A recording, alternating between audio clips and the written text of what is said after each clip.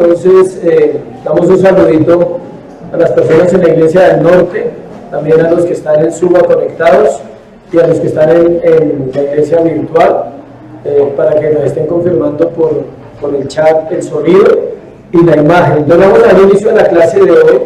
Ella lleva como título La autoridad de las Escrituras. Y acompáñenme con su Biblia en el libro de Juan, capítulo 12, versículo 47 al 48. Juan 12, 47 y 48. La autoridad de las Escrituras. Al que oye mis palabras y no las guarda, yo no le juzgo, porque no he venido a juzgar al mundo, sino a salvar al mundo.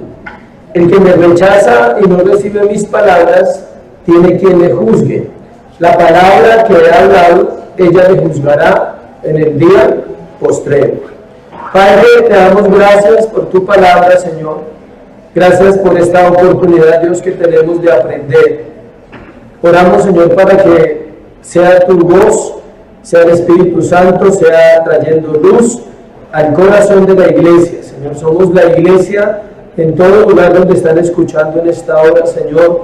Está tu iglesia reunida para aprender. Bendícenos con este mensaje y abre las Escrituras a nuestro corazón en esta noche. Oramos por el sonido, oramos por la señal de internet, Señor, que sea perfecta para que todos puedan estar en el mismo sentir. Te bendecimos en el nombre de Jesús. Amén y amén.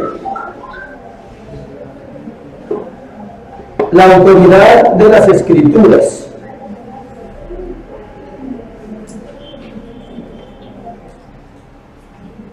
La doctrina de la autoridad se resume en una pregunta esencial. ¿Cómo se convence uno que la Biblia es realmente la palabra de Dios? Eso es una pregunta que se hacen todos los cristianos. No importa cuántos años llevemos, no importa cuánto tiempo hace que leemos la Biblia, siempre surge esa pregunta. Uno dice, ¿será que la Biblia es totalmente la palabra de Dios? ¿Será que hay alguna parte de ella que de pronto no fue bien hecha o no fue bien escrita? ¿O será que hay algo en ella donde no podemos entender? Miremos una diapositiva que nos habla un poquito de eso. La autoridad de la Biblia quiere decir que todas las palabras de la Biblia son palabras de Dios, de una manera tal que no creer o desobedecer alguna de ellas es no creer o desobedecer a Dios. Lea la frase lentamente y escúchela en su corazón, y ahí se da cuenta que uno fácilmente puede dudar de alguna parte de la Biblia. La autoridad de la Biblia quiere decir eso, que todas las palabras de la Biblia son palabras de Dios, de una manera tal que no creer o desobedecer alguna de ellas es no creer o desobedecer a Dios. Eso le pasa a uno. O sea, uno dice, si no obedezco la Biblia, estoy desobedeciendo absolutamente ¿a quién? A Dios. ¿Cómo estamos seguros que la palabra de Dios ha sido fielmente transmitida durante el proceso de inspiración y que podemos someternos a ella con toda confianza? Yo sé que en ustedes están esas preguntas, en mí también. Definir la autoridad siempre ha sido una tarea difícil y de argumentación, o sea, definir realmente qué es autoridad. Es necesario definir la autoridad legítima cuando es ejercida correctamente, o sea, eso quiere decir que hay una autoridad que es ejercida como incorrectamente. Y para eso vamos a mirar también un concepto de autoridad. Autoridad es el poder para imponer obediencia o el derecho a hacerlo, supremacía moral o legal, derecho a tomar o aplicar una decisión que final. Ahí lo pueden mirar en la pantalla. Se lo voy a repetir y vamos a hablar un poquito de eso. Autoridad, el poder para imponer obediencia o el derecho a hacerlo. ¿Algún hombre puede imponerle obediencia a otro? No, es difícil. Estamos hablando de imponer, no de demandar. Dice, o el derecho a hacerlo, supremacía moral o legal. O sea, Dios es el único que tiene la autoridad moral y legal para imponerle la autoridad a los hombres, para exigirles, para decir no matarás, no robarás, honrarás a padre y madre, santificarás las fiestas. Los 10 mandamientos son una muestra de la autoridad de Dios impuesta, porque Él no le da al hombre la opción. Si Él no dice, depende de cómo esté la situación, entonces puedes matar o no puedes matar. ¿Sí? Alguien me hacía una pregunta estos días, me decía, usted como pastor, si ve que van a agredir a una persona de su familia, ¿usted reaccionaría carnalmente o espiritualmente? Y le dije, no sé, no lo sabía. O sea, yo no puedo decir, sí, no, yo me meto, yo hago, o yo no puedo decir, no, yo me pongo a hablar. No sé. Y uno espera no vivir esa situación. Y uno más bien le dice, Dios, guárdame de una situación de estas, porque es difícil.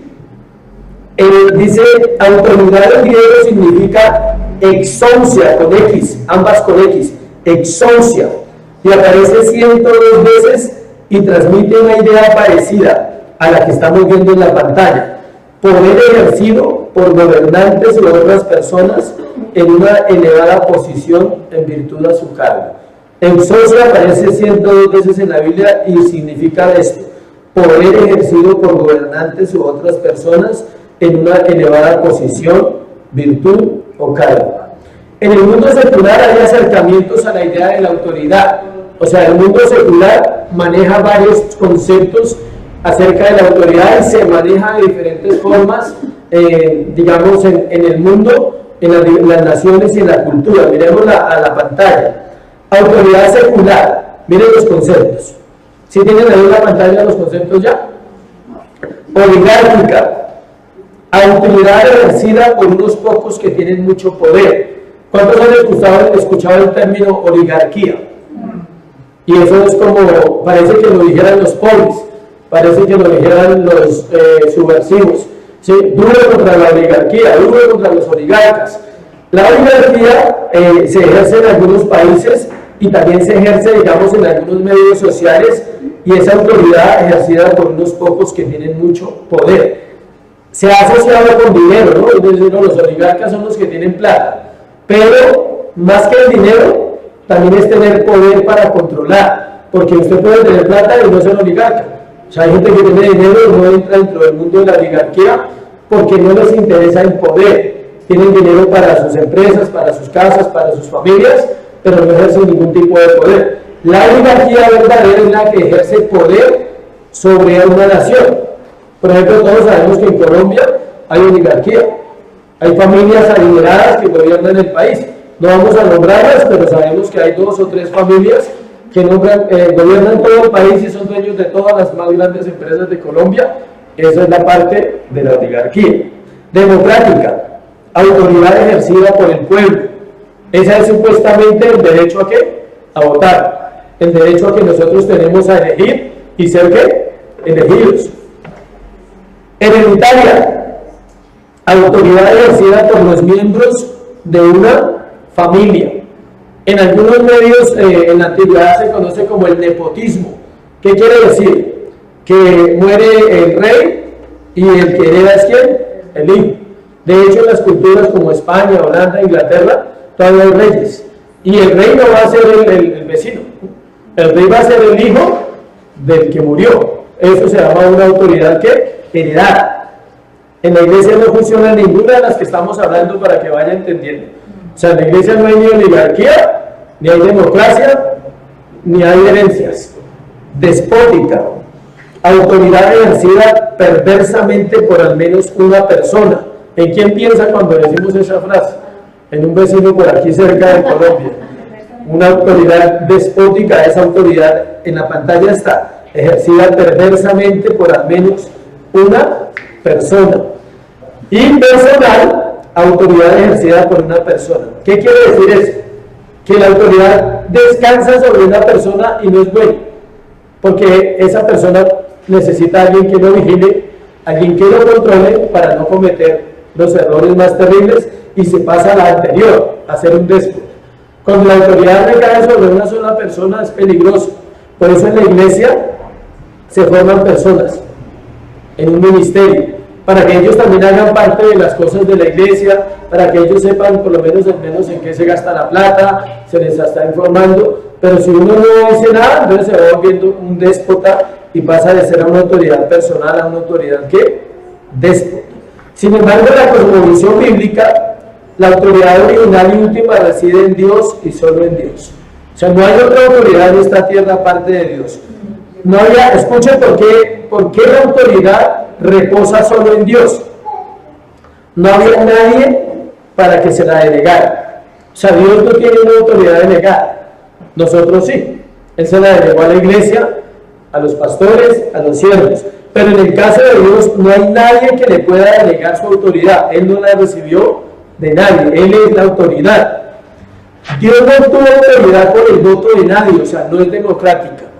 Los ángeles no votaron para elegir, habían 20 dioses y el Dios de nosotros se la ganó. O sea, no, nadie votó por él. Él es autoridad porque nadie podía elegirlo. Dios no usurpó su autoridad, no había quien robársela.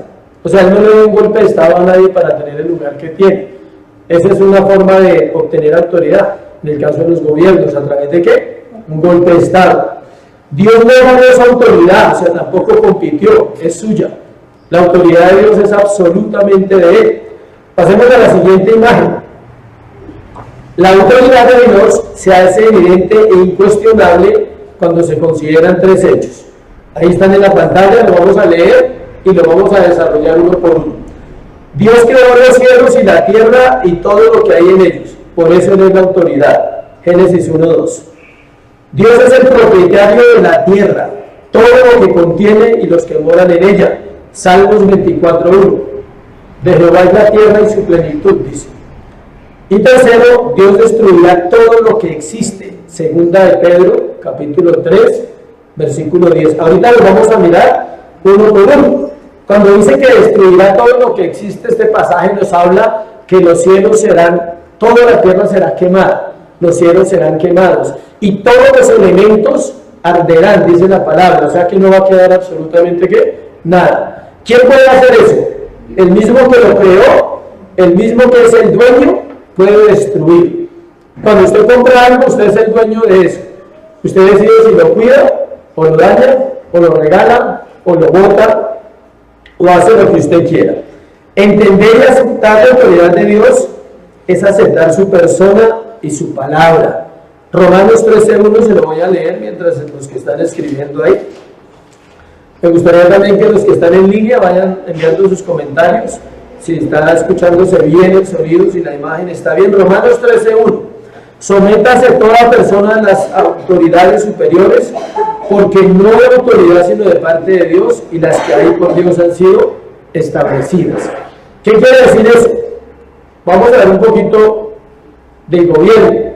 La Biblia dice que nosotros debemos orar por los que están en eminencia. No dice que si son buenos o malos. No dice si son justos o injustos. No dice si son cristianos o no cristianos.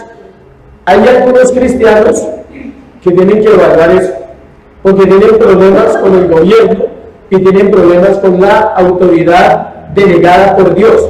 Le voy a nombrar a estas autoridades delegadas por Dios: el presidente, los ministros, la Cámara, el Senado, las fuerzas militares, todas, soldados, policías, los profesores.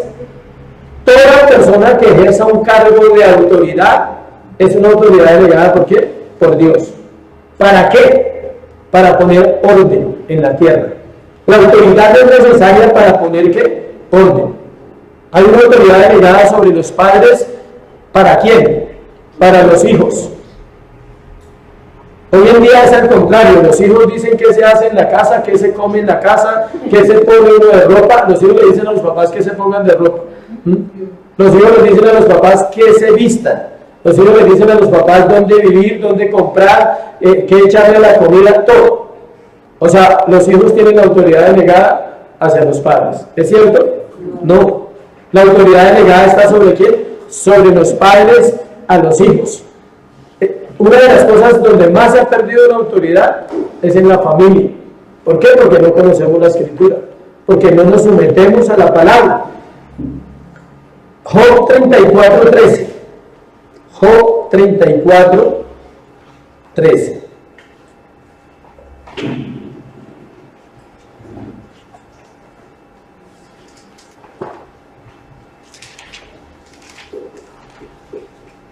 Job 34:13 dice: ¿quién visitó por la tierra y quién puso en orden todo el mundo?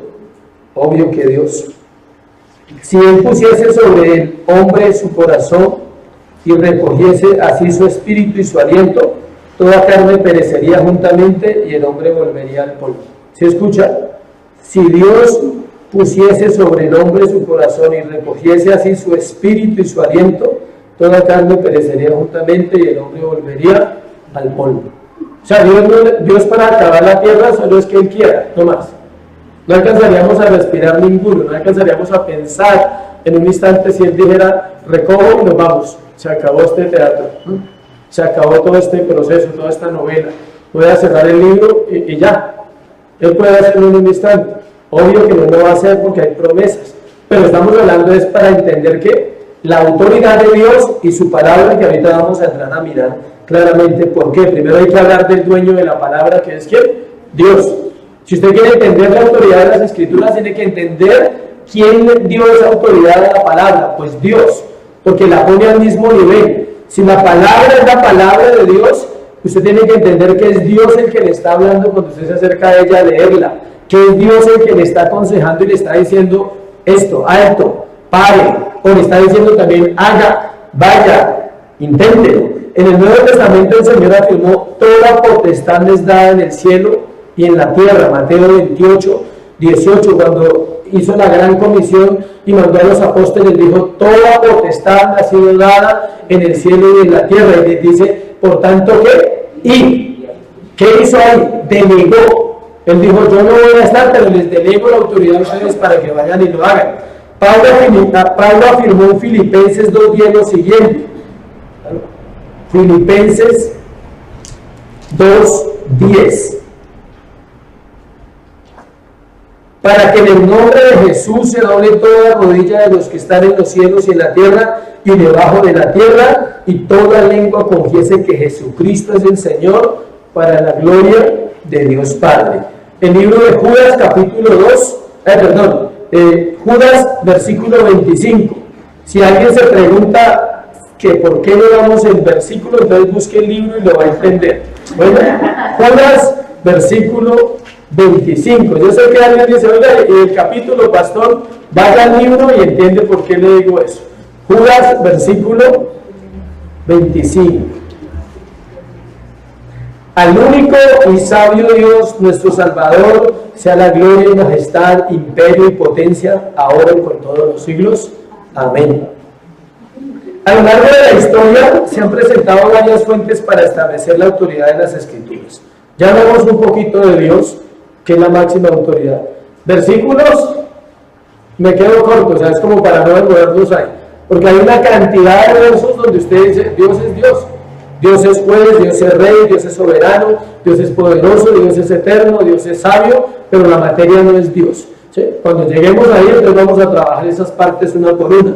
Miremos las fuentes con sus respectivas posiciones: la fuente secundaria y la fuente primaria. Primero vamos a ver las fuentes secundarias. Tiene tres aspectos: pruebas racionales, la autoridad de la iglesia y el impacto existencial de la Biblia en el lector. ¿Qué quiere decir eso?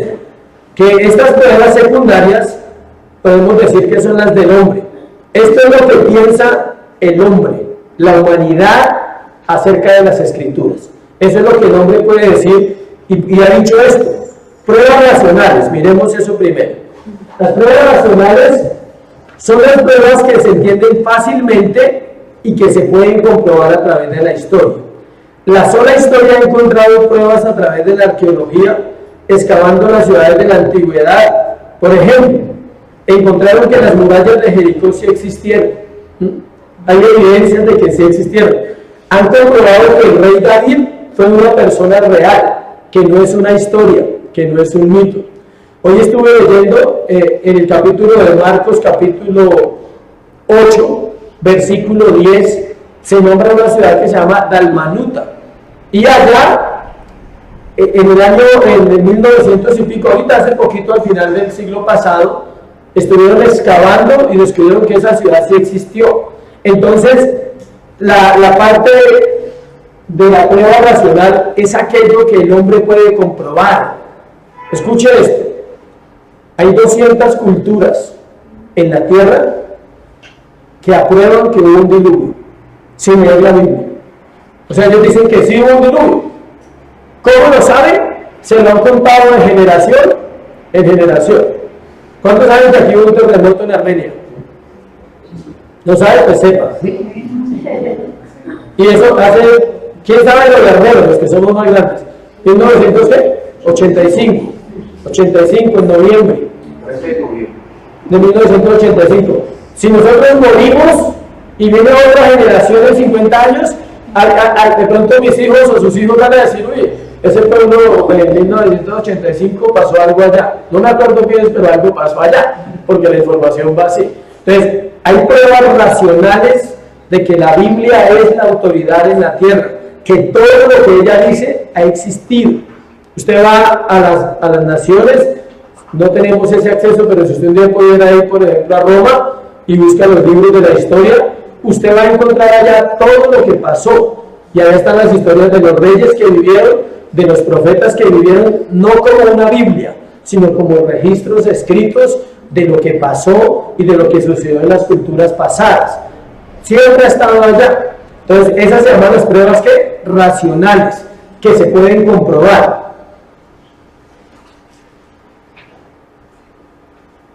Escuche esto. Miremos Isaías 53. O búsquenlo ahí en la Biblia. Se conoce como el cántico del siervo sufriente. Es la profecía de Isaías de la muerte del Señor Jesucristo y la escribe casi 8 siglos antes.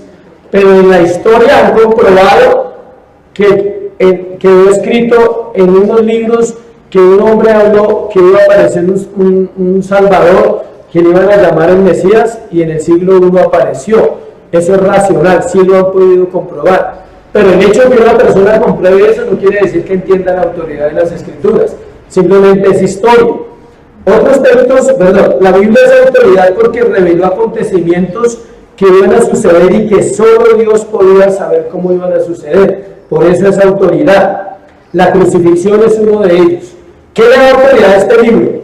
Que la gran mayoría de cosas que fueron anunciadas, ya que pasaron, y que las que no han sucedido van a ¿qué? A suceder. Daniel también registra hechos que sucedieron en los principales imperios desde Persia hasta Roma. Daniel, en la visión que tiene de la estatua que él tiene en el libro de Daniel, que ve 4 imperios que se destruyen, eso ya se cumplió.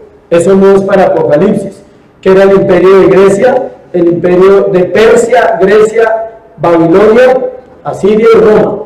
Y él dice que vio 4, una estatua con 4 materiales diferentes, y era una profecía para esos tiempos. Y eso demuestra que la Biblia tiene ¿qué? Autoridad. La autoridad de la iglesia es otra fuente. La autoridad de la iglesia. Esta fuente trata de escritos encontrados de los padres de la iglesia de los primeros siglos. ¿Quiénes son los padres de la iglesia de los primeros siglos? Los discípulos de Juan. Los discípulos de Juan. Porque a la final los otros ya habían muerto hace rato. Uno se pone a pensar, ¿los discípulos de quién? Pues de Juan. El único que dejó discípulos más tiempo y de los que más se conocen es Juan. Está Policarpo, está Ignacio, está hombres que escribieron cosas basados en la palabra y en la cierta. Escuche, la Iglesia Católica dice, escuche bien la frase, la Iglesia Católica, no la Biblia. Le aclaro porque es bueno que usted sepa por qué dice. La Iglesia Católica dice que la palabra de Dios es la autoridad porque la Iglesia lo dice, pero no es así. O sea, este libro no es autoridad porque la Iglesia lo dice. Al contrario, la Iglesia tiene que sujetarse a él. Porque si la palabra de Dios es autoridad porque otra fuente lo dice, entonces no es autoridad. O sea, ella dejaría de ser autoridad si un pastor dice que ella es la autoridad. Yo lo puedo decir, pero ella no es autoridad porque yo lo diga. Ella ya es autoridad. Entonces la Iglesia de Roma dice que ellos le dan la autoridad a la Biblia. ¿Sí ven hasta dónde llega? Y no es así. Para ellos la autoridad es la Biblia el Papa y el Concilio. O sea, todos los obispos viejitos que están allá, para ellos la autoridad son todos esos viejitos que uno dice que no sabe qué hacen allá. O sea, no estoy hablando por la edad, estoy hablando porque no saben nada, ¿sí? Porque ellos no pueden ser autoridad de las naciones. Ella es autoridad por su contenido, su exactitud, su poder y su claridad. Todo es perfecto en la Escritura. Ahora, tercero, el impacto existencial de la Biblia en el lector. Este argumento se basa en que la Biblia es la palabra de Dios siempre y cuando escuche, haga un impacto en la vida de las personas. O sea que si no, no sería autoridad. ¿Están de acuerdo con eso o no? No. La Biblia no es autoridad porque haga un impacto en la vida de las personas, porque ella misma dice que miles la rechazan. O sea, hay personas en las cuales ella no hace un impacto porque las personas rechazan el Evangelio y rechazan la palabra de Dios. Pero escuche, aparentemente no es un impacto, pero ella los va a juzgar como el verso que leímos al principio, que al final vamos a hablar de eso. O sea, ella es autoridad, usted la acepte o no la acepte. Ella es la autoridad. Este argumento es falso, porque no es el hombre que determina si las escrituras son la autoridad sobre todos los asuntos de la vida. Es ella misma, por el poder del Espíritu Santo, quien muestra la grandeza de Dios para someter todo lo creado a su voluntad. Le repito ese concepto. Este argumento es falso porque no es el hombre el que determina si las escrituras son la autoridad sobre todos los asuntos de la vida. Es ella misma, por el poder del Espíritu Santo, quien muestra la grandeza de Dios para someter todo lo creado a su voluntad. Sería muy triste que el hombre decidiera si la Biblia es verdad o no es verdad, porque el hombre tiene un corazón corrupto y él va a escoger, va a decir, esto me gusta, esto es verdad, y esto no me gusta, esto no es verdad. Vamos a otra imagen, que es la fuente primaria. Las escrituras abordan el tema de la autoridad todo el tiempo. La escritura declara de Dios su poder mostrando sus atributos. Vamos a leer los atributos. Esta es la materia que vamos a ver después de este trimestre. Dios. Y ahí vamos a estudiar cada uno de estos atributos que aparecen allí. Vamos a mirarlos varios atributos. Hoy vamos a ver unos poquitos, pero solo por encima. El primero es que Él es el creador. ¿Ese no está ahí? Creador, Génesis 1:1. ¿Alguien necesita abrir la Biblia en Génesis 1:1 o ya se lo sabe? En el principio creó Dios los cielos y la tierra. El título que se le da ahí, el atributo de Él es el ¿qué? El creador. Estudiar a Dios como creador es espectacular, porque usted se da cuenta que realmente Él tiene autoridad. Creó todo y sigue creando, o sea, crea vidas nuevas, toma al hombre del pecado, lo saca y le da una vida nueva. Deuteronomio 10:17, ese sí está ahí o tampoco. Deuteronomio 10:17, porque Jehová vuestro Dios es Dios de dioses y el Señor de señores, Dios grande, poderoso y temible, que no hace acepción de personas ni toma cohecho. El título que se le da es ¿cuál? Señor, porque Jehová vuestro Dios de dioses y Señor de señores. ¿Ese sí estaba ahí o tampoco? No.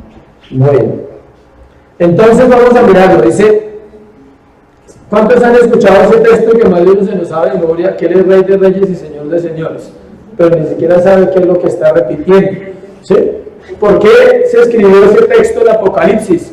De acá, lo sacaron de Deuteronomio 10:17. Jehová vuestro Dios es Dios de dioses. ¿Tiene su Biblia ahí?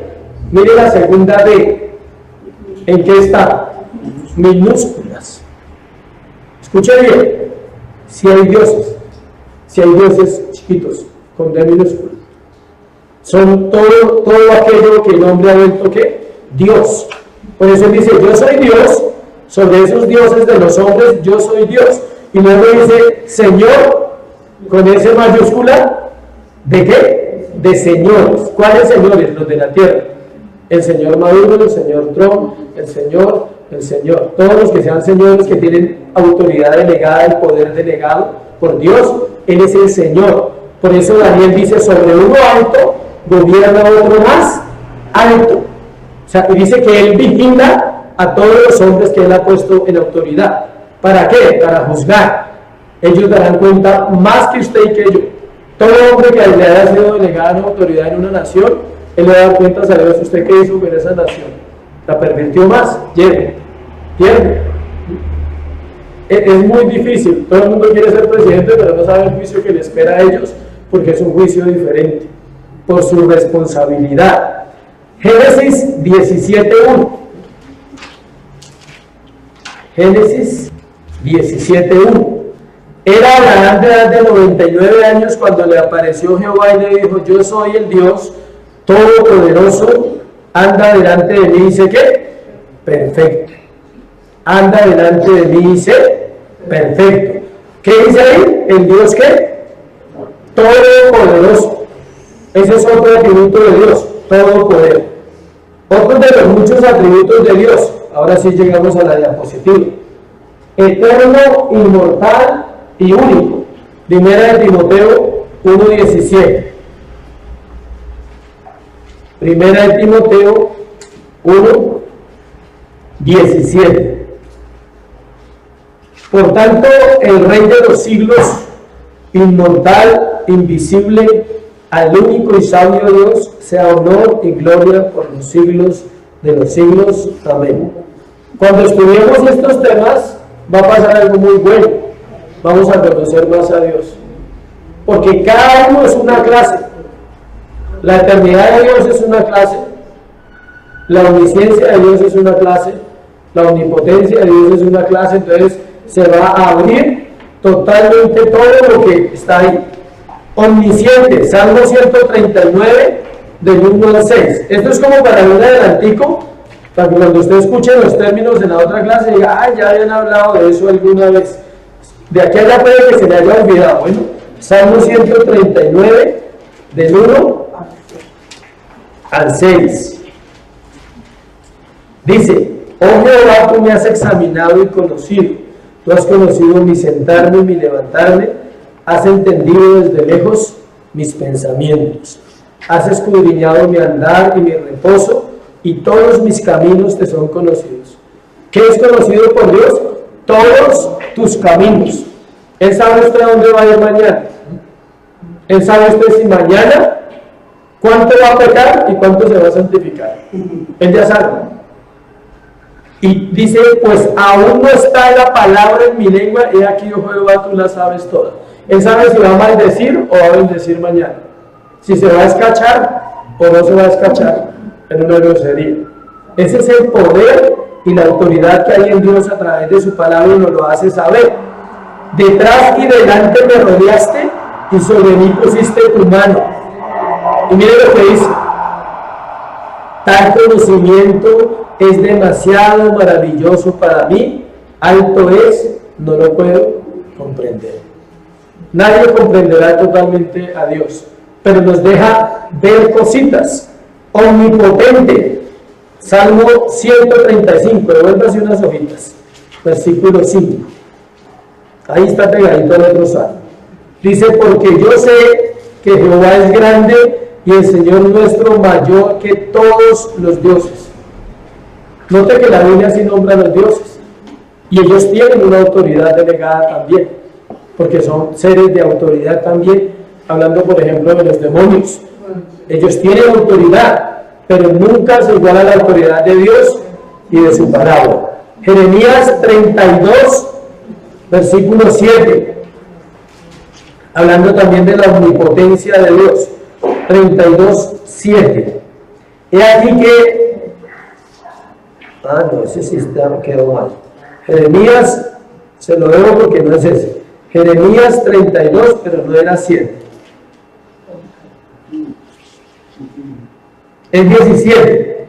Oh Señor Jehová, he aquí que tú hiciste el cielo y la tierra con tu gran poder y con tu brazo extendido, y no hay nada que sea difícil para ti. ¿Alguien tiene algo difícil que esté sucediendo en su vida? Lea ese texto y diga, Señor, es difícil para mí, pero no es difícil para ti. Y ahí ya uno descansa. Es omnipresente, Salmo 138, versículo 7. Salmo 138, versículo 7. Si anduviera en medio de la angustia, tú me vivificarás.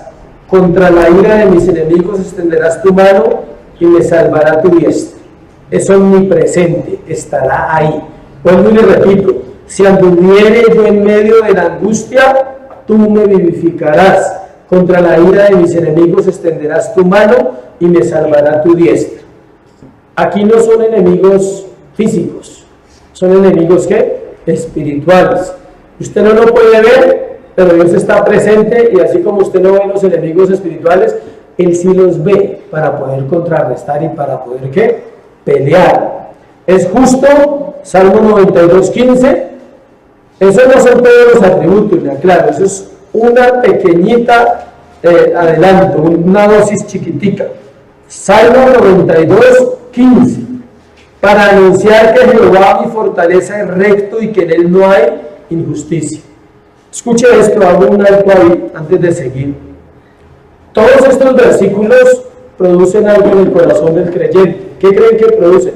Fe, confianza, fortaleza, seguridad. Usted dice, tal vez yo no sé realmente cómo es Dios y por eso vivo como vivo.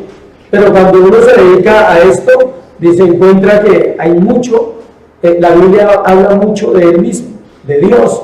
Y usted no lo ha escuchado, usted solo ha escuchado que Dios te va a bendecir y te va a prosperar. O sea, no ha escuchado nada más. Entonces tiene que escuchar que no se trata solo que Dios lo bendiga y lo prospere, se trata de la seguridad y la certeza que la autoridad de la palabra revelada en el corazón del hombre le va a dar una vida diferente, le va a dar una vida verdadera. Su sabiduría es inescrutable. Romanos 11, del 33 al 36. Romanos 11, del 33 al 36.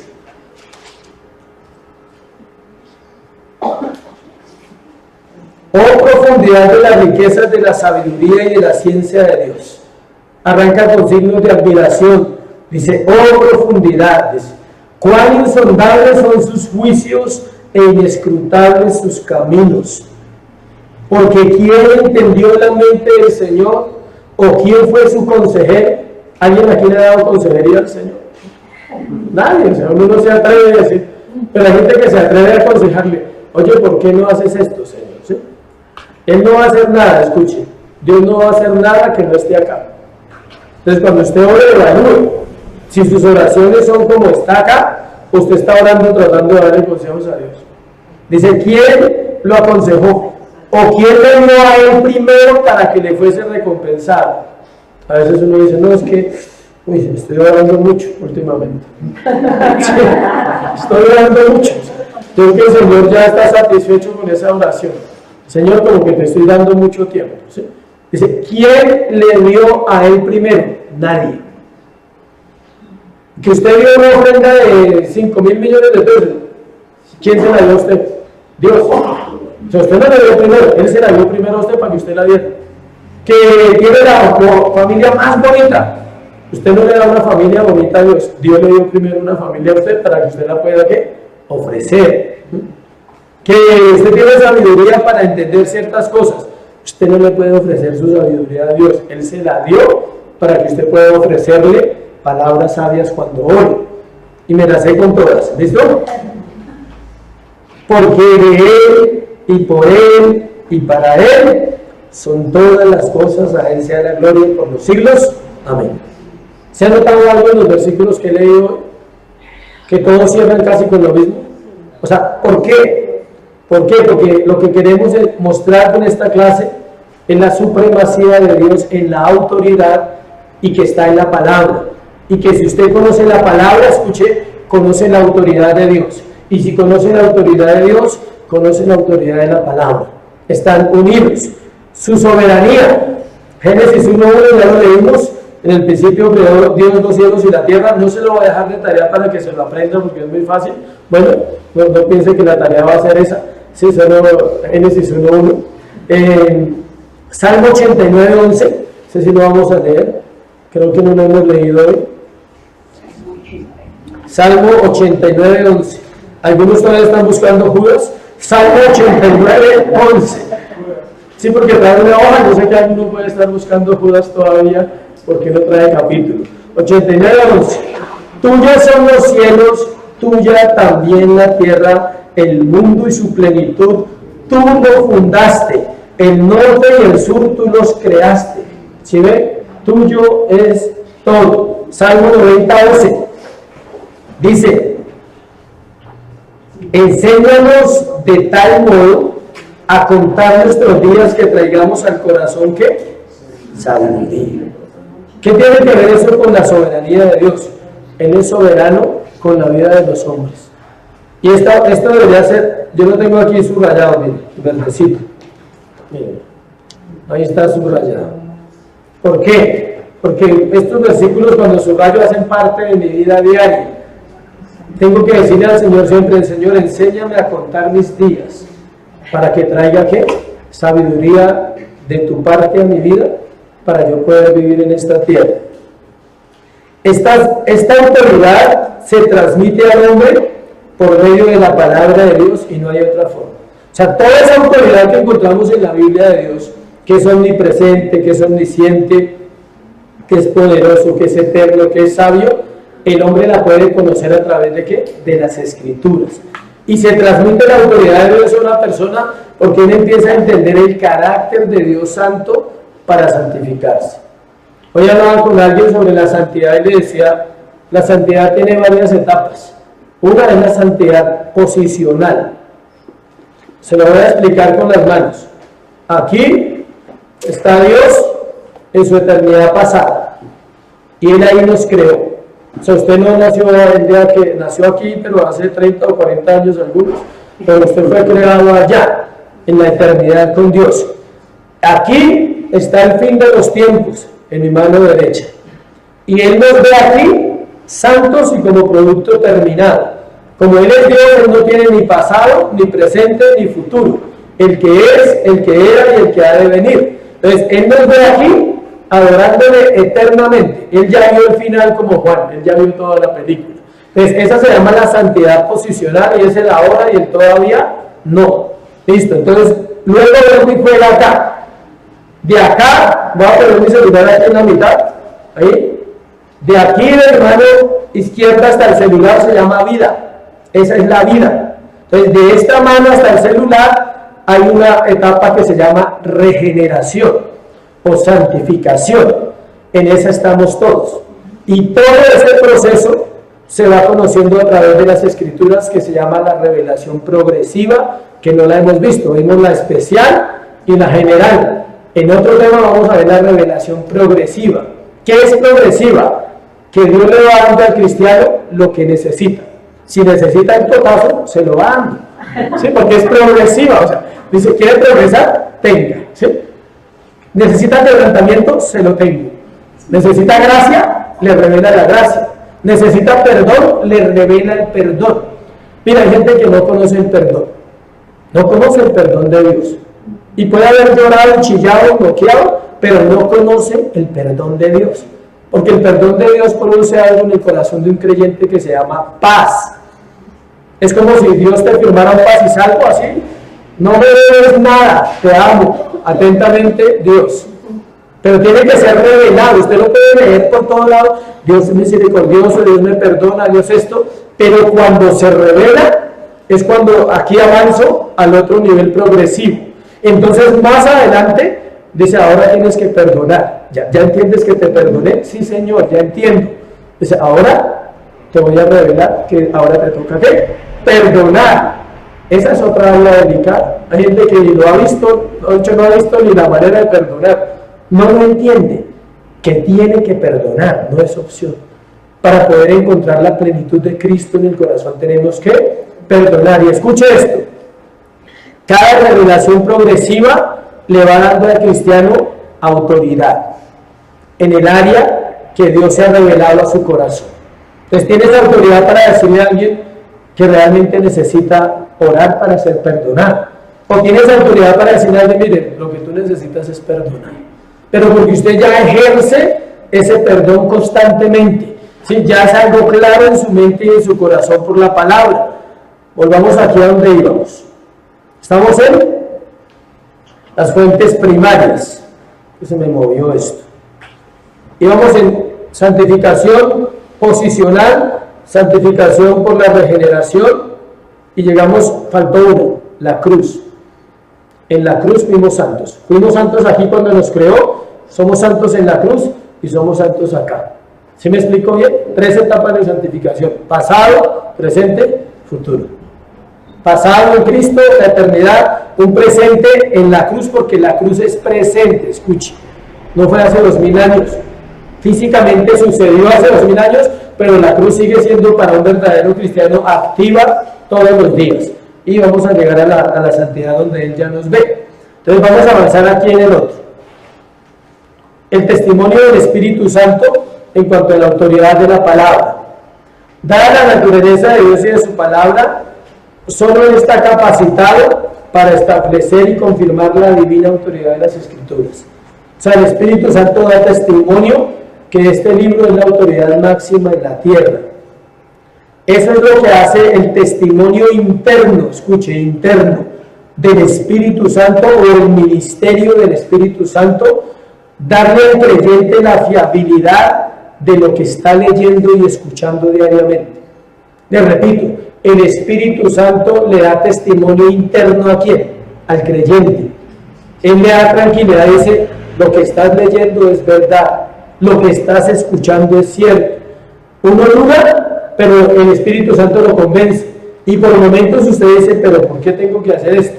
Y luego usted se da cuenta y dice, ah, sí, tiene razón, porque allí dice una cosa, aquí dice otra. Entonces su corazón se va entregando realmente a la confianza que Dios quiere que nos entreguemos a su palabra. ¿Cómo actúa el testimonio interno del Espíritu Santo? Vamos a mirar. Lo hace afirmando y mostrando el hecho que Dios realizó. Son acciones que ya sucedieron. O sea, en la Biblia hay cosas que ya sucedieron, no van a suceder. Entonces el Espíritu Santo le da a usted la certeza. Por ejemplo, hablemos del sacrificio de la cruz del Calvario. ¿Usted cree que eso sucedió? ¿Cuántos creen que eso sucedió? ¿Por qué? Porque si la Biblia es la palabra de Dios, sucedió. No, pero es que yo no lo vi, ninguno lo ha visto aquí. Solo los del primer siglo, y esos son unos poquitos, los que vivieron en esos añitos. Ya todos los creyentes después de la segunda generación de cristianos, nunca nadie vio nada. ¿Por qué creemos que el Mar Rojo se abrió cuando Moisés y pasó con 2 millones de personas? Porque la Biblia lo dice. Y porque el Espíritu Santo le da ese testimonio, y uno dice, tuvo que ser impresionante eso. Tuvo que ser muy especial cómo las aguas se levantaron y cómo las aguas se estuvieron quietas, porque para pasar 2 millones de personas no se pasan en 2 ratitos. En un Transmilenio se bajan 200 y es un camello. ¿Sí? Entonces 2 millones de personas pasando, escuche, por el mar, el fondo del mar, el seco, con niños, mujeres, animales y enseres. ¿Usted no piensa en eso cuántos días?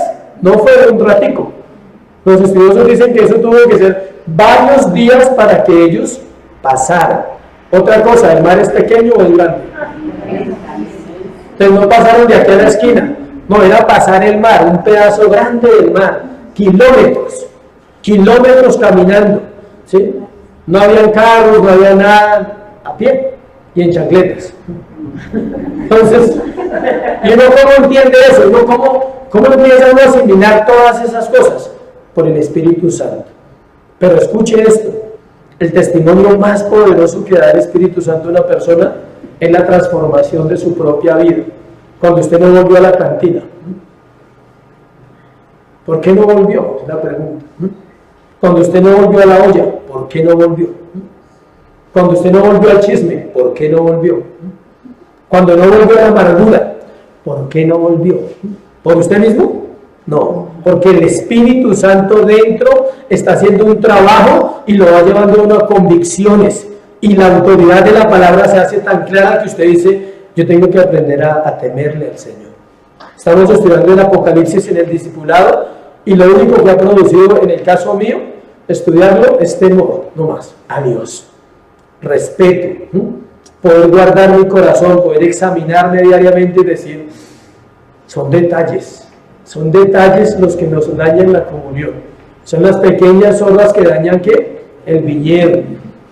Vas bien y de un momento a otro una zorra dañó el viñedo, no una zorra de las que ustedes piensan, sino una zorra que entró al viñedo, era un animal que entraba al viñedo y destruía todo. Sí, porque hoy en día la gente toca explicarle todos esos términos para no terminar pensando mal.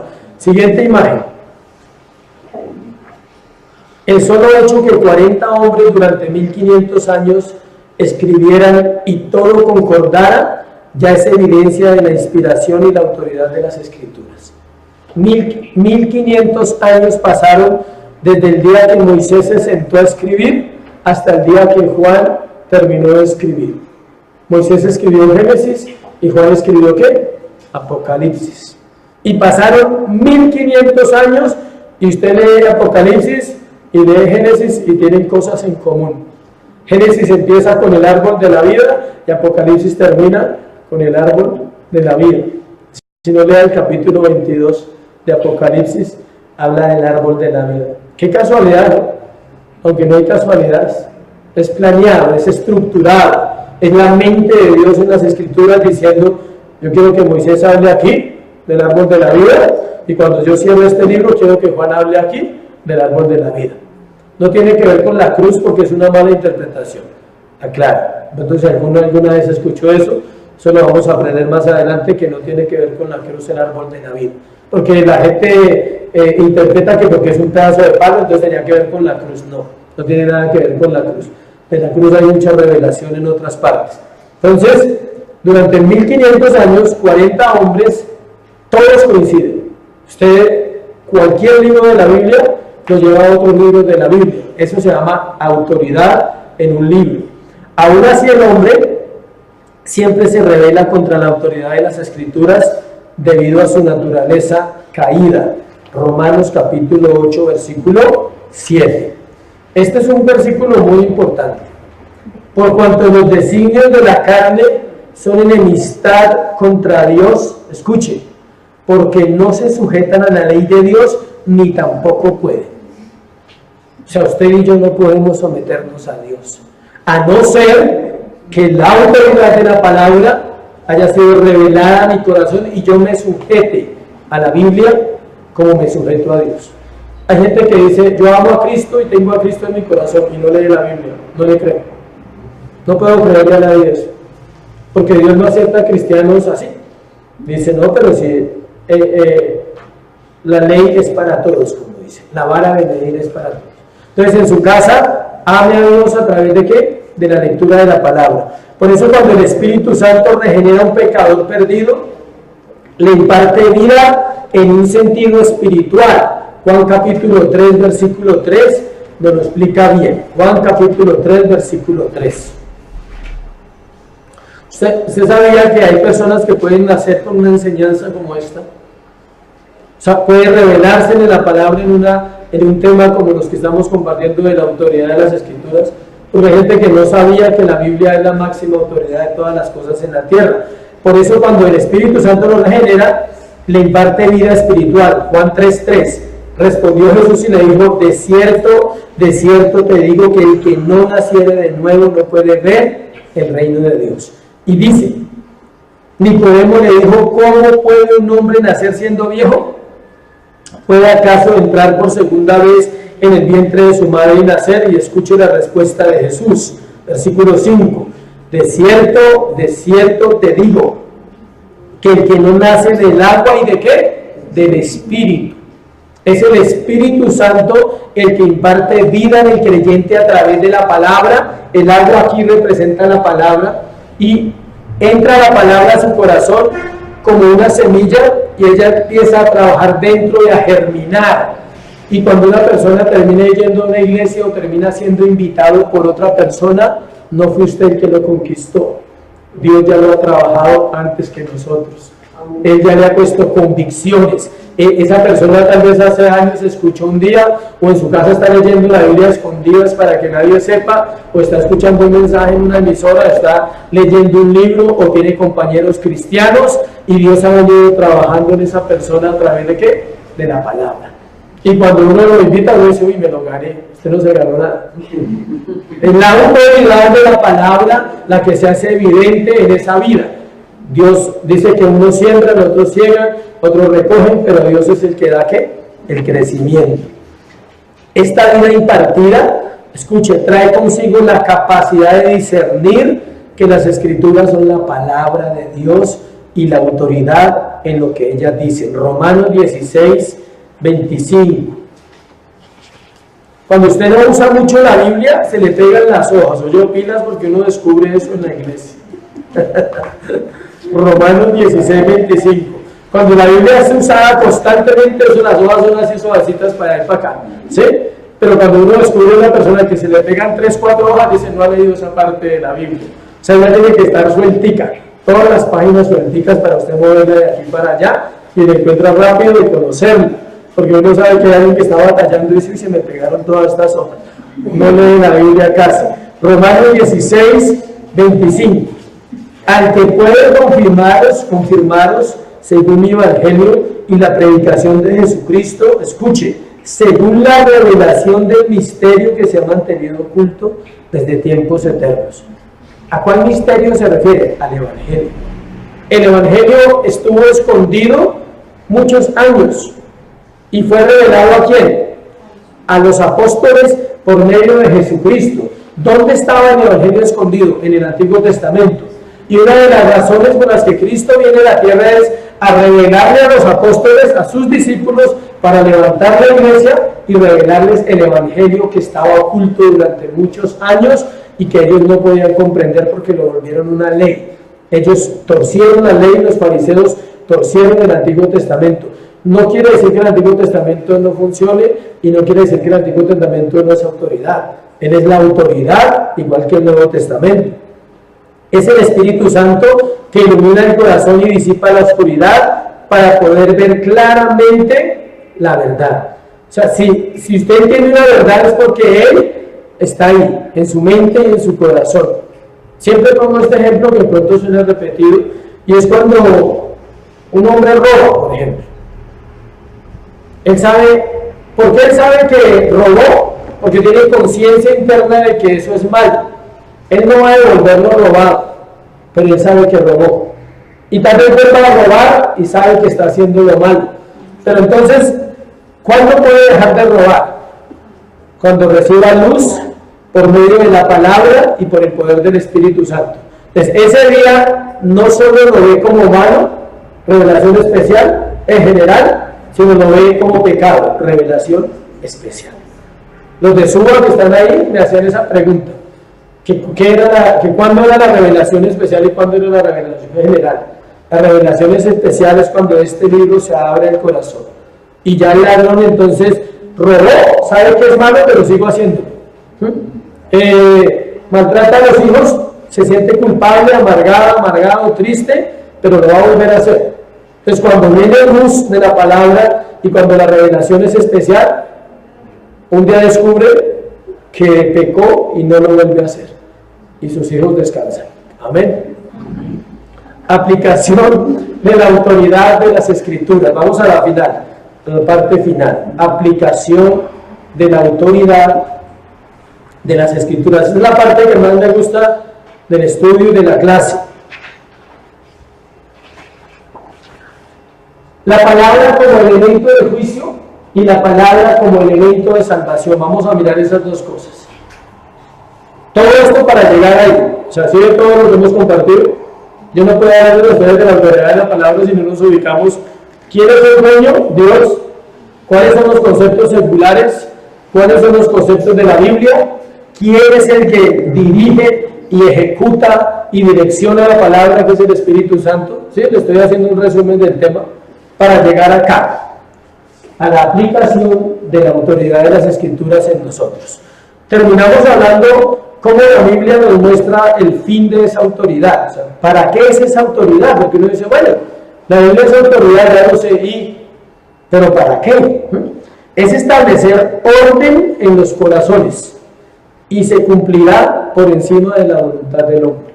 O sea, ¿qué quiere decir eso?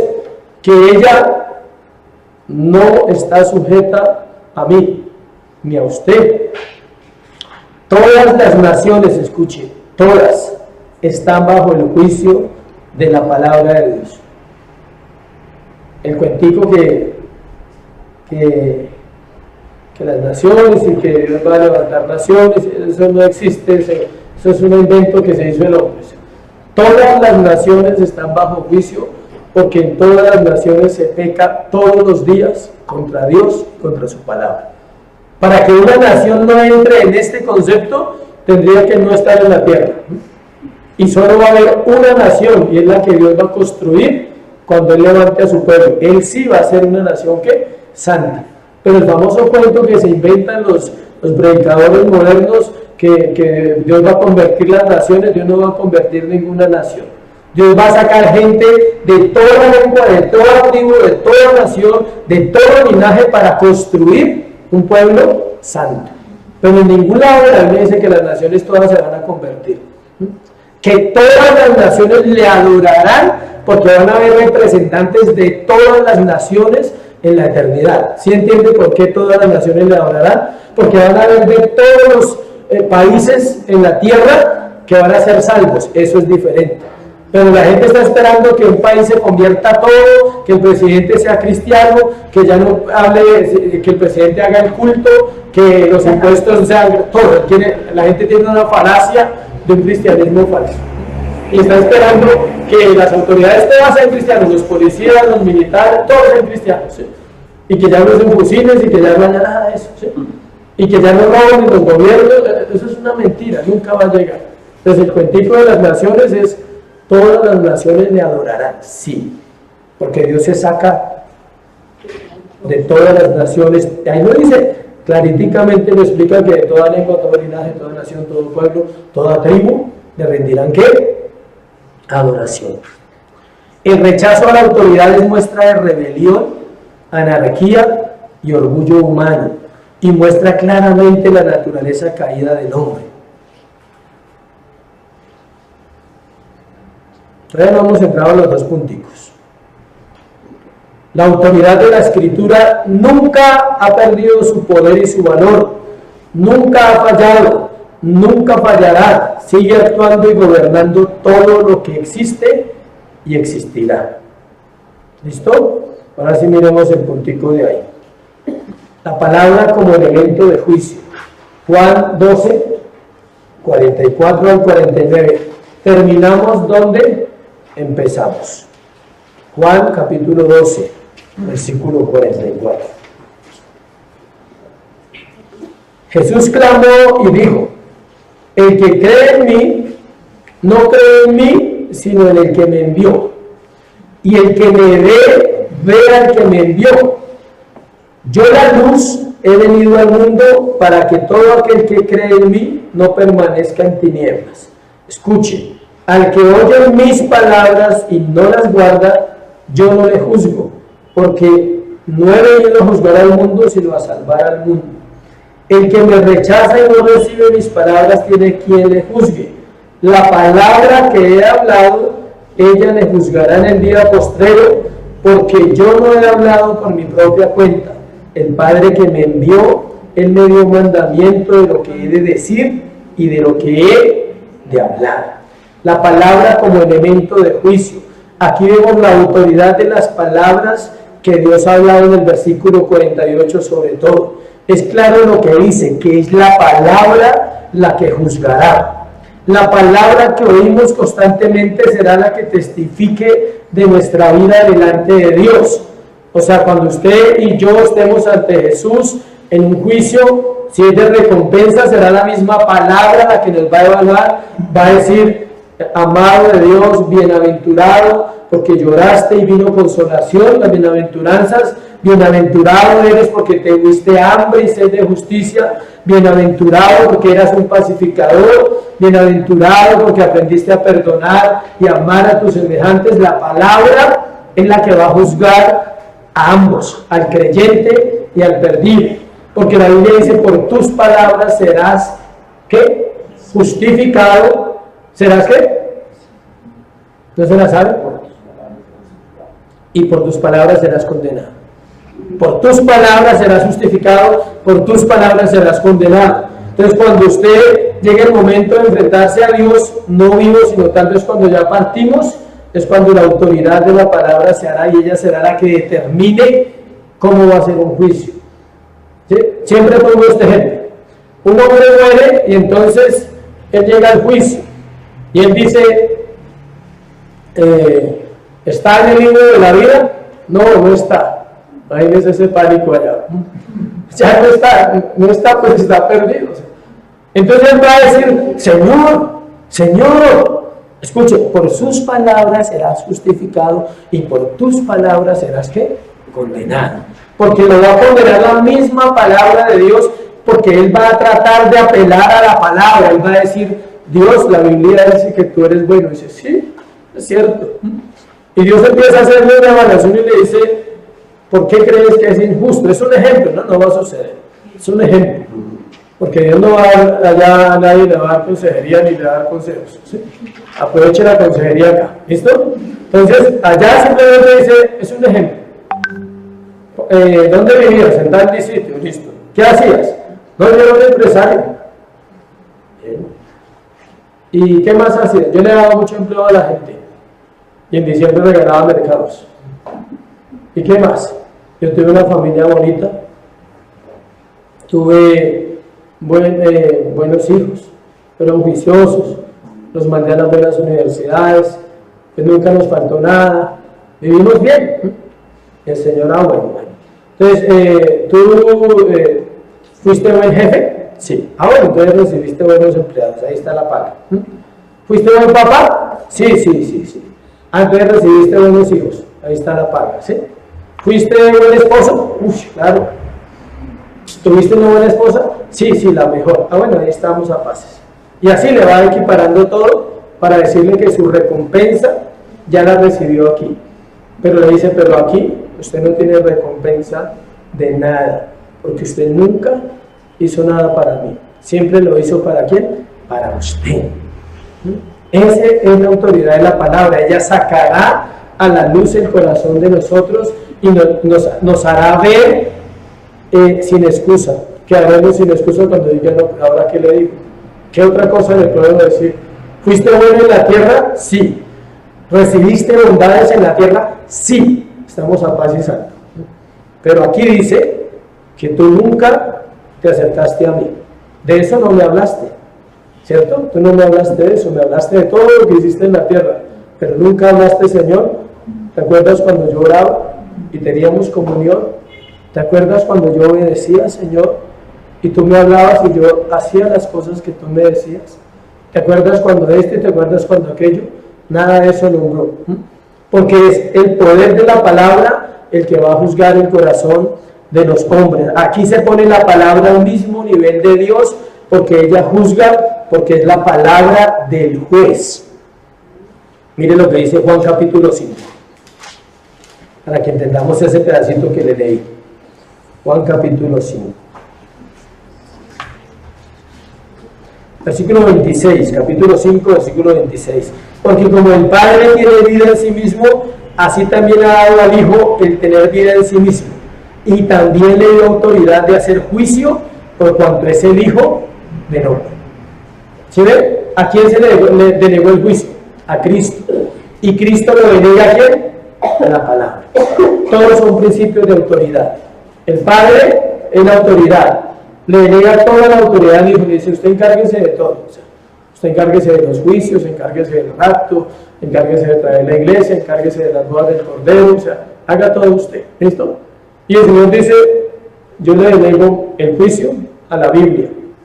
O sea, que todas las palabras, escuchen, que salgan de la boca del juez, solo van a ser ¿de dónde? De la Escritura. No es que un libro lo va a juzgar a usted y allá se va a personificar un libro y va a hablar, no. Espero que me esté explicando bien.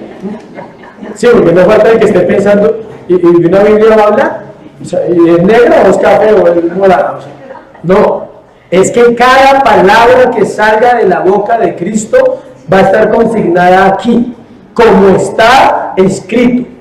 Envié a mis siervos los profetas y ustedes los rechazaron y ustedes no los quisieron oír y no quisieron atender a mi consejo, por tanto, tal. Como está escrito, os llamé y no quisiste oír. Como está escrito, envié y dije e hice, y todo lo que está escrito Él lo va a decir para juzgar. Amén. Esa es la autoridad de la palabra. ¿Qué quiere decir esto? Que no se usará nada más que este material contenido en este libro desde Génesis, Apocalipsis. Romanos 2:16, ahí también, si quieren estudiar algo sobre el juicio verdadero, los que quieran hagan un estudio de Romanos capítulo 2 y verán cómo aprendemos que eso es importante. Romanos 2:16, en el día en que Dios juzgará por Jesucristo, ahí está lo que le acabo de explicar, los secretos de los hombres conforme a mi evangelio. Ahí está Dios, Cristo y las Escrituras. En el día en que Dios, el Padre, juzgará por su Hijo Jesucristo los secretos de los hombres conforme a mi evangelio. Y el evangelio está consignado desde Génesis a Apocalipsis, no solo en el Nuevo Testamento. ¿Sí me expliqué? La palabra como elemento de salvación, viene la parte buena, para que no se asuste. La palabra como elemento de salvación. Santiago 1:18. Es un versículo muy especial. Todos son especiales, entonces cuando leo uno digo que es especial. ¿Ven? Santiago 1:18. Sabiendo que fuisteis rescatados de vuestra mala manera de vivir, la cual recibiste de vuestros... Ay, no sé, no es... Estoy leyendo primera de Pedro, perdón. Santiago 1:18. Habla de que Dios nos hizo nacer por la palabra. Ya. Él de su voluntad nos hizo nacer por la palabra de verdad para que seamos primicias de sus criaturas. Son malas referencias en la Escritura al poder de la palabra para salvar, y ella es la autoridad sobre todos los asuntos relacionados del pecado. O sea, hay más versículos, muchos. Solo tomé dos con uno de Pedro. Pero son muchos. Pero estos dos son los más claritos, digamos. Son los que más explican cómo el hombre puede nacer por la palabra y cómo la obra de la palabra es salvar al hombre. Dios se encargó de dejar su directriz para que el hombre no tenga excusa. Santiago 1:18 dice, nacemos a Dios por su palabra. Es bueno aclarar esto ya que hay varias audiencias en el norte, el sur y los que están en virtual, que hay algunos que han ido a otras iglesias o van a otras iglesias. La idea no es juzgar las iglesias, nunca. Cuando uno predica no está juzgando otras iglesias, estoy predicando lo que dice la Biblia. Entonces, tú no naces en una iglesia, claro. Es que yo nací en tal iglesia, entonces no nací. Es que yo nací en el movimiento fulano de tal, no ha nacido. Porque la Biblia no dice nacer, la Biblia dice, Él, Dios, de su voluntad nos hizo nacer por la palabra de verdad. Entonces, si tú dices que naciste en un lugar y no has nacido a la palabra, entonces eres hijo de la iglesia, pero no eres hijo de Dios. Ese es el problema. Entonces, si usted dice, no, es que yo nací allí hace 20 años y soy fundador, entonces usted es fundador de la iglesia, pero no es hijo de Dios. Es diferente nacer por la palabra. ¿Por qué aclaro esto? Porque hoy en día hay miles de denominaciones, tal vez más que cuando se escribió la Biblia, habían más poquitas, pero también ya habían altas. Entonces la gente defiende mucho su congregación y defiende mucho la iglesia y defiende mucho a sus pastores, pero no defiende la Biblia y a Cristo. No sabe nada de la Biblia y no sabe nada de Jesús, pero sabe toda la vida de los pastores y toda la vida de los de la iglesia, pero no sabe nada de las Escrituras. Entonces se la pasa defendiendo y que yo nací allí y que yo nací aquí y que nací no sé dónde. No, nacemos por la palabra de Dios. Escuchen, La palabra es la semilla de vida que entra en nuestro corazón y lo podemos comparar con Hebreos 4:12. Porque la palabra de Dios es viva y eficaz, más cortante que una espada de dos filos que penetra. O sea, ella entra y separa el alma y el espíritu. O sea, tiene que quebrantar al hombre interior. Dice, y cuando ella germina, produce frutos de arrepentimiento. Una señal de que una persona está pegada a las Escrituras y que la Biblia es la autoridad de su vida es que constantemente está en una vida de ¿qué? Arrepentimiento. No cada vez que peca, escuche. ¿Sí me entiende la diferencia? Hay gente que se arrepiente cada vez que peca. No, no es cada vez que peco, me arrepiento porque soy pecador, punto. O sea, la gente dice, no, pero yo ayer no pequé. Su naturaleza es pecaminosa y tiende a pensar incorrectamente y tiende a mirar la vida incorrectamente. Último texto, Primera de Pedro 1:23. Primera de Pedro 1:23.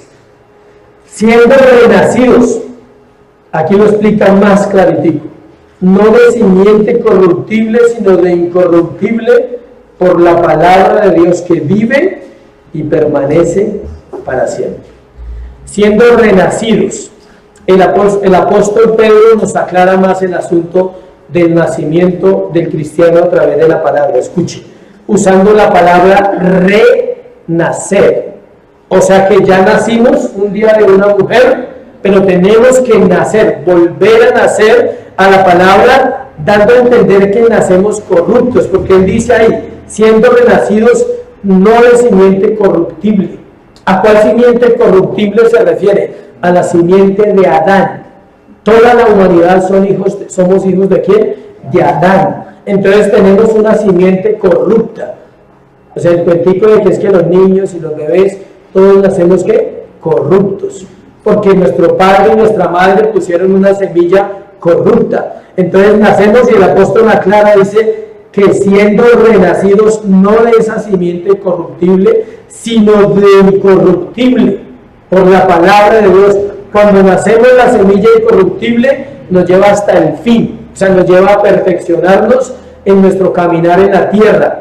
Juan 8:32 dice que la verdad nos hace libres y la escritura misma dice que la verdad es la palabra de Dios. O sea, en la medida en que la palabra se va revelando en tu corazón, tú empiezas a creerle más a ella y a ponerla en el lugar de autoridad que ella merece en tu corazón, y ella empieza a obrar más rápido lo que uno anhela tanto que durante años no ha logrado.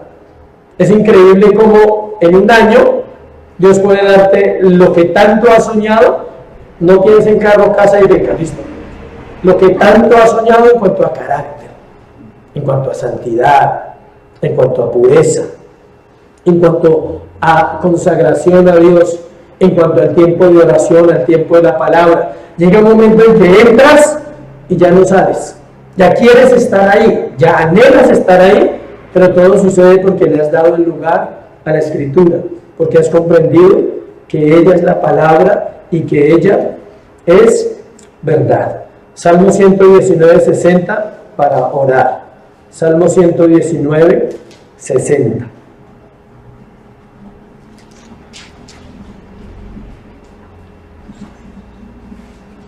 Me aprecio, perdón. 160. Salmo 119, versículo 160. Es una belleza, dice.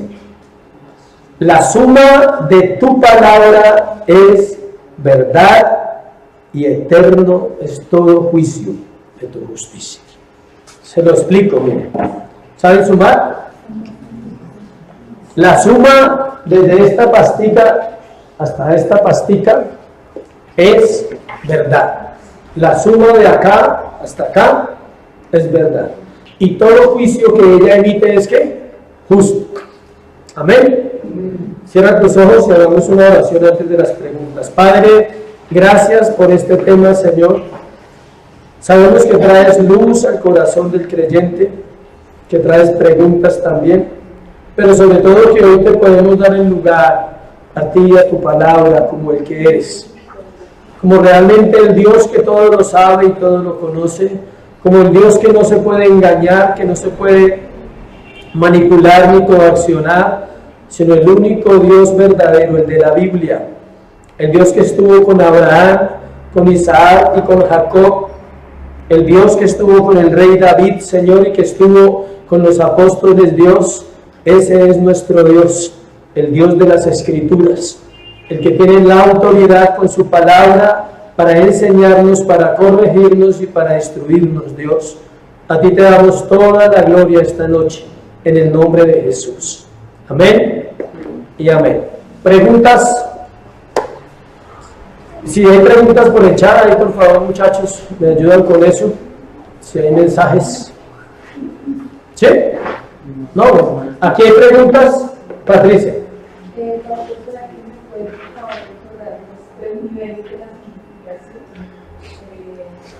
Posicional, presente y futura.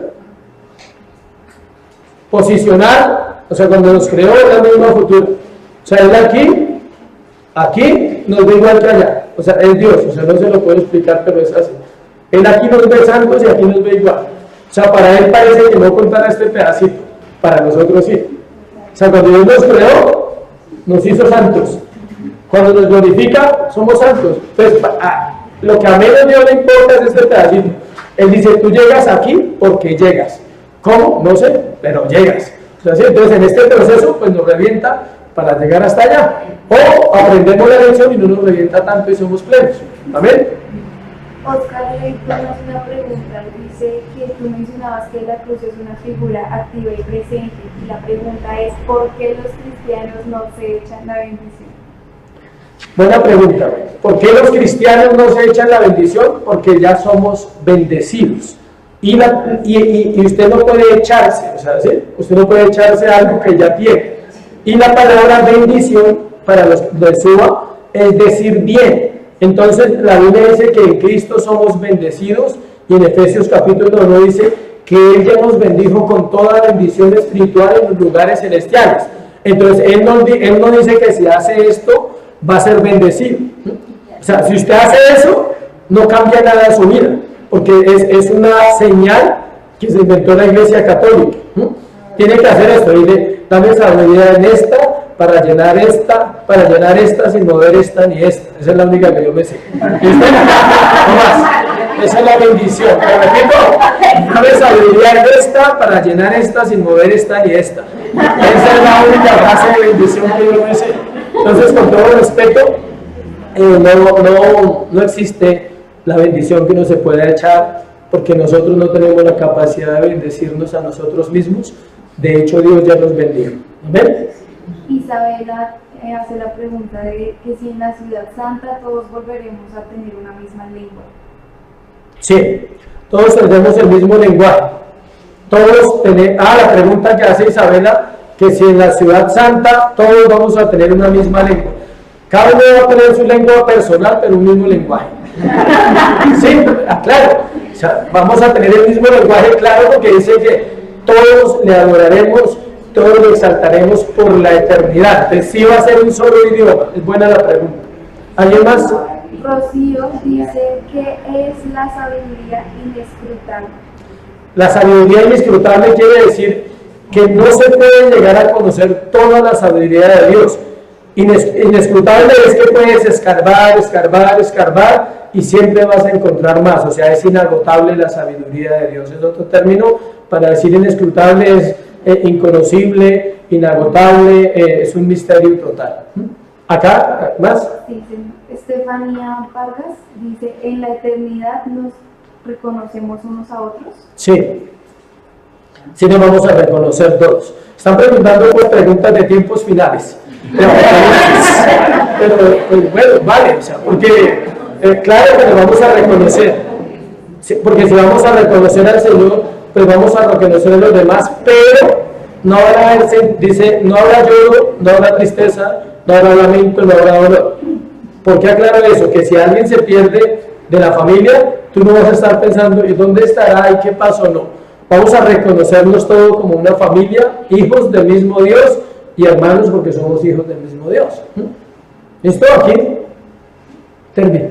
Hablando de tipos de autoridad, al comienzo del tema, pues ningún tipo de autoridad va con Dios, la democrática, ni la hereditaria, ni la diplomática, ni la oligárquica. Sí, ¿qué tipo en definición que le podemos decir a una persona que le haga una pregunta? ¿Qué tipo de autoridad te está manejando Dios? ¿Es autoritaria o es, ¿cómo podríamos decir? ¿Como una dinastía o cómo podríamos decir? No, la autoridad, sí, la autoridad de Dios se basa en sus mismos. ¿Señora? Bueno, aquí están preguntando en el grupo que cómo podríamos definir la autoridad de Dios basado en los puntos que vimos, que si no es democrática, no es oligárquica, no es déspota, no es personal. Entonces, para definir la autoridad de Dios tenemos que definirla con sus propios atributos. Entonces, la autoridad de Dios es justa, es santa, es sabia. O sea, los mismos atributos definen la autoridad de Él. Así tú puedes definirle a una persona. ¿Cómo se define la autoridad de Dios? Perfecta. ¿Por qué es perfecta? Porque Él es justo. ¿Y por qué es justo? Porque es santo. ¿Y por qué es santo? Porque no peca. Nunca ha pecado y no puede pecar. Entonces, definición de la autoridad de Dios con los atributos de Dios. ¿Quién más? La palabra nos va a juzgar. En el caso de los niños, ¿desde qué edad la palabra lo va a juzgar a uno? ¿Cómo sería? Desde el momento en que, o sea, la edad no podemos decir a cierta edad, diga, bueno, la pregunta, perdón. Preguntan que desde qué edad los niños son juzgados. O sea, que como nos van a juzgar, desde qué edad se empiezan a juzgar los niños. Entonces, la respuesta es que no hay una edad exacta. O sea, no hay una edad, decir a los 7, a los 6, a los 8, a los 4, a los 12. No, depende del grado de luz y el despertar moral del ser humano. Entonces, hay niños que a los 6 años ya son tremendos pecadores. Yo tuve la oportunidad de estar en las ollas y en el cartucho tú ves niños de 4 o 6 años fumando bazuco todo el día. Entonces uno dice, ¿cómo juzgará Dios esos casos? Difícil, porque ellos están ahí por la condición de sus familias. Y entra el grado de luz de un niño de esos. O sea, Dios puede tener misericordia porque un niño de esos nunca vio luz. Ha estado en un mundo de tinieblas todo el tiempo. Pero es diferente el niño que llega a los 14 años en su casa, sano, nunca ha salido de su casa, virgen, nunca se masturba, tiene una vida sana. Él puede morir con un grado de luz casi igual al de un niño de 8 o 10 años. Entonces no podemos definir la edad. Entra el grado de luz y el grado de lo moral que él haya podido despertar en su vida al momento en que murió. Pero sí hay una diferencia entre juzgar a un niño y juzgar a un adulto por la vida de pecado. Totalmente diferente. ¿Más preguntas o terminamos? ¿Del norte no hay preguntas? Pero dijeron del sonido bien, dieron señales. Listo. Última. La doctrina de la autoridad se resume en obediencia a la palabra de Dios, ¿cierto? De Sí, paz a paz. Sí. O sea, cuando hablamos del diezmo y de las ofrendas, no es por ley, sino por obediencia que debemos hacerlo. Correcto. La pregunta que si la doctrina de la autoridad a las escrituras se define como la obediencia de pasta a pasta, preguntan acá. Y preguntan que si el diezmo y la ofrenda debe ser por obediencia o por ley. Entonces la respuesta ya la dieron acá, es por obediencia. O sea, no por una ley. O sea, el diezmo no fue establecido, para que sepan, bajo la ley. Fue establecido antes de la ley, en un hombre llamado Abraham. De hecho, si miramos, Caín y Abel ya ofrendaron y no conocían la Biblia. No estaba ni Génesis, ni Éxodo, ni Levítico, ni Números, ni Deuteronomio. Abraham establece, la ofrenda, los diezmos, a un hombre, al sacerdote Melquisedec. Y la Biblia dice que no tiene genealogía y no tiene fin, es Cristo. Entonces, los diezmos fueron establecidos antes de la ley, porque hay iglesias que dicen que los diezmos son de la ley, o personas que justifican para no diezmar. Pero el diezmo no es una ley, simplemente es obediencia. Así como cuidas tu casa y cuidas las cosas de tu casa, debes bendecir la iglesia para que las cosas estén bien. Y los pastores son responsables de mostrarle a la gente que el dinero que están dando se está invirtiendo en la misma iglesia. ¿Alguna pregunta más o terminamos? Entonces, muchas gracias. Espero que sus inquietudes hayan sido resueltas y esperamos comentarios de la clase y estamos para servirles. ¿Otra pregunta? Última. ¿Cómo diferenciar que lo que Dios mandó en el Antiguo Testamento aún debe cumplirse? por revelación, o sea, tienes que estudiar la Biblia y mirar si concuerda con el Nuevo Testamento. Un solo ejemplo. Cuando Jesús confrontó a los discípulos, Él les dijo a vosotros 10 veces, solo voy a poner uno, 10 veces lo hizo. Hay 10 ejemplos en el Nuevo Testamento donde Él cambia las palabras, pero no para cambiarlas, sino para enseñar. Entonces Él les dice, a vosotros se os dijo, no cometerás adulterio. Mas yo digo que cualquiera que mire a una mujer para codiciarla, ya adulteró con ella en el corazón. Entonces Jesús no cambió la ley, Él mismo lo dijo. Yo no vine a cambiar la ley ni a abrogarla, vine a ¿qué? A cumplirla. Entonces, ¿por qué Él tenía que hacer esa aclaración? Porque los hombres habían cambiado las leyes del Antiguo Testamento y la habían hecho a favor de ellos, no a favor de Dios.